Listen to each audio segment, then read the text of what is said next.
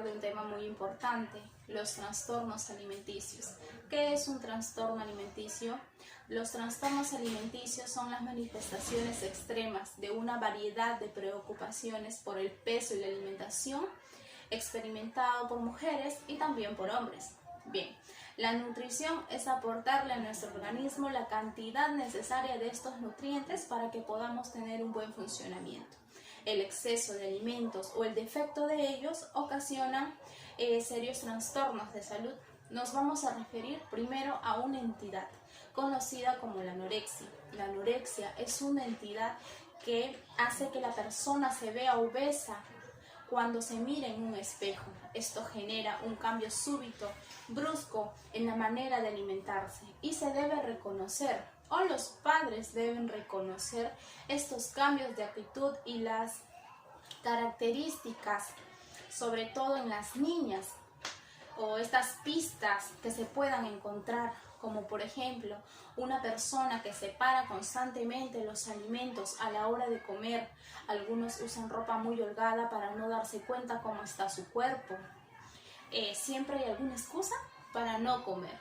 La anorexia se produce por falta de aporte nutricional, producto de ideas del cerebro, y esto puede llevar a consecuencias realmente trágicas y fatales. Hay que solicitar ayuda de personas especializadas para poder manejar estas situaciones. Otro trastorno puede ser la bulimia, que viene a ser básicamente como un atracón. Estas personas que de un momento comienzan a comer y comer de manera irracional, y que después, para aliviar esa sensación de sentimiento de culpa, acuden al baño a poder inducir el vómito. Existen otros trastornos, pero vamos a referirnos ahora al exceso de comer. Comer nos lleva a una obesidad.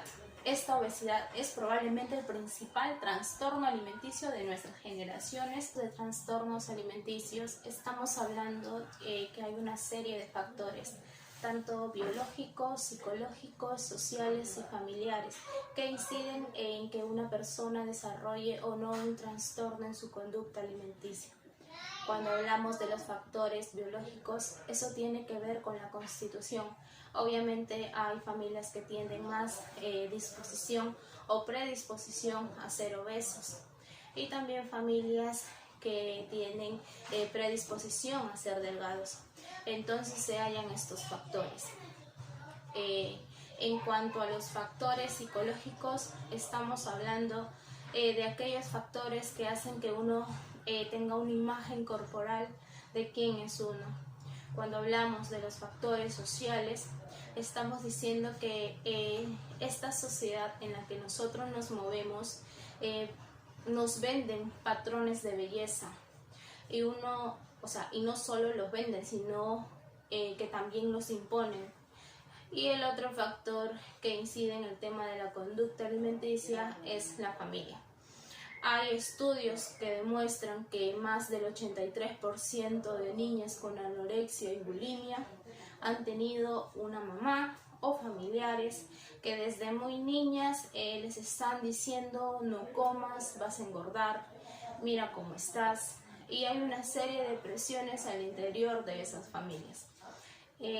No por la salud, no es porque te vas a volver diabética o vas a coger otra enfermedad, sino es la ropa no te va a quedar, si comes tanto, y empieza todo ese discurso a trabajar en la cabeza de esa niña o ese niño.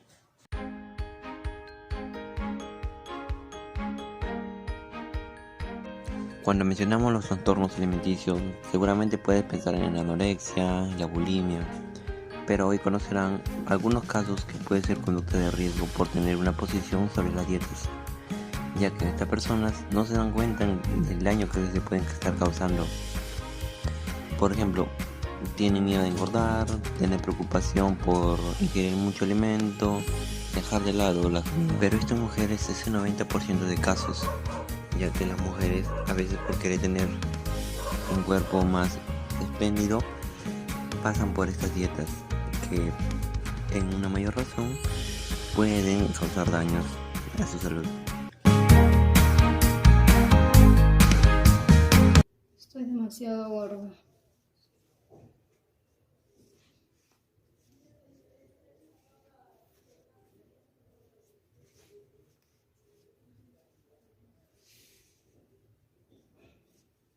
estoy muy gordo.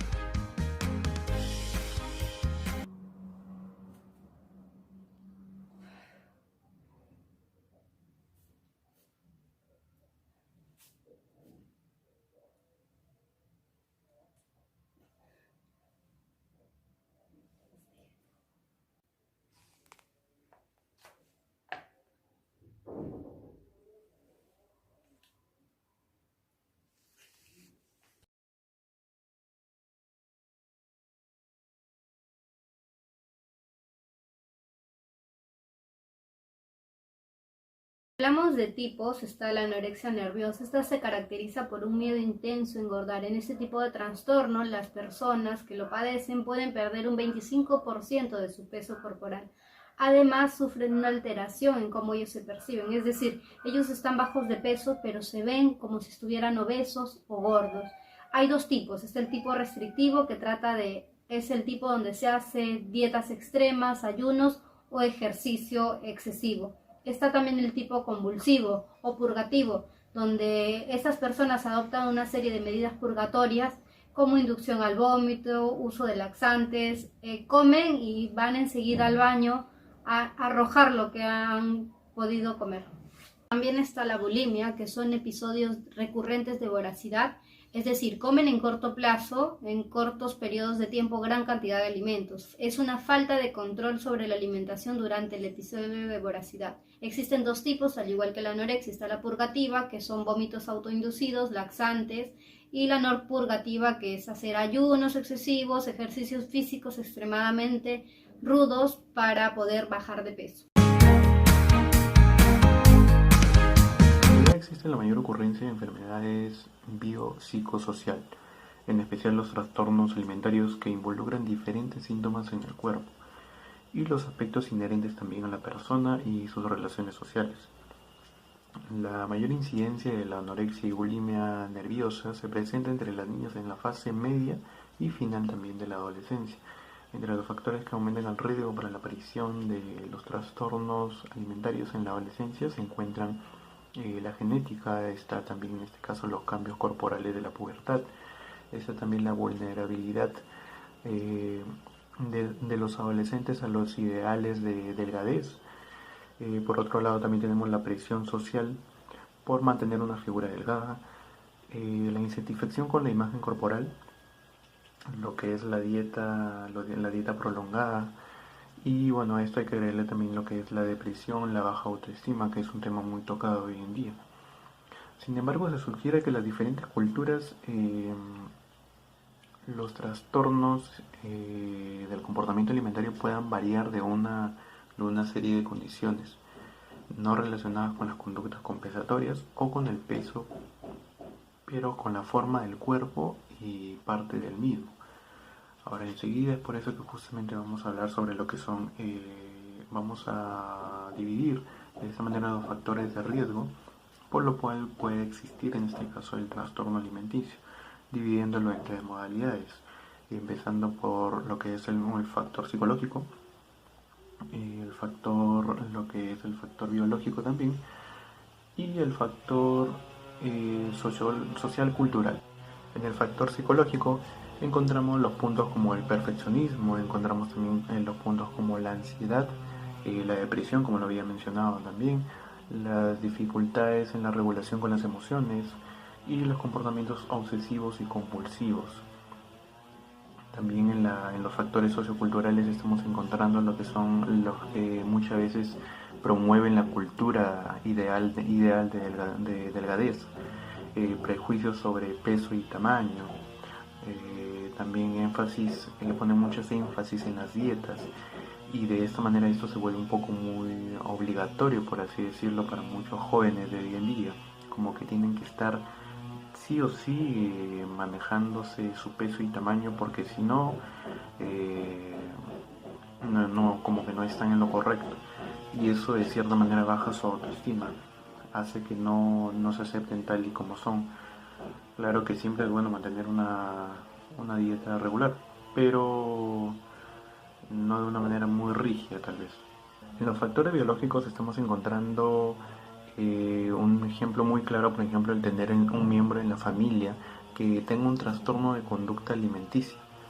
También puede existir en este caso que haya un historial de la familia en el cual ya exista el tema de depresión, ansiedad, y esto obviamente que un joven, un adolescente mientras crezca va a adquirir estos comportamientos, ¿no? Porque ya tiene un historial en la familia.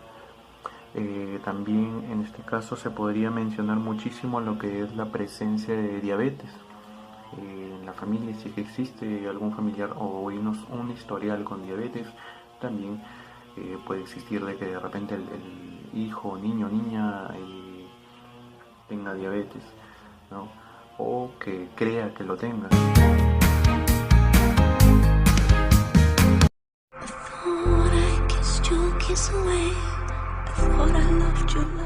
Detente ya, por favor. Puedes llegar a la muerte.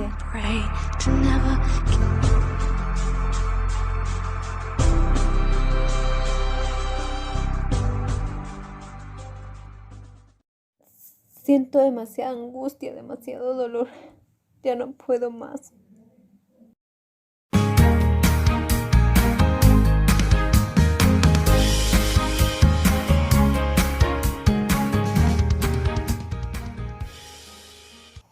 Los efectos de estos diversos trastornos alimenticios pueden generar graves consecuencias en nuestro organismo. Esto debido a diferentes grados de desnutrición y las inestabilidades fisiológicas que se generan por diversas complicaciones. Hablando de manera general, se pueden encontrar estos diversos efectos, como por ejemplo, problemas cardíacos, diarreas, dolores intestinales, inflamación abdominal, por diversos tipos de dietas que uno comienza a hacer o por dejar de alimentarse. Entre los principales trastornos alimenticios que la gran mayoría conoce está entre la bulimia y la anorexia, que tienen diferentes consecuencias. Por ejemplo, si hablamos en el caso de la bulimia nerviosa, podemos encontrar las consecuencias como el daño al esófago y a la destrucción de los dientes. Esto también los hace que sean sensibles y que formen mucho más caries de lo normal. Adicional a esto, se provoca el agrandamiento de las glándulas salivales y también la inflamación de páncreas o problemas con el páncreas. Esto es conocido como la pancreatitis o también piedras en las páncreas y diferentes enfermedades. Adicional, se genera también la inflamación e irritación de la garganta de una manera crónica que es difícil de sanar.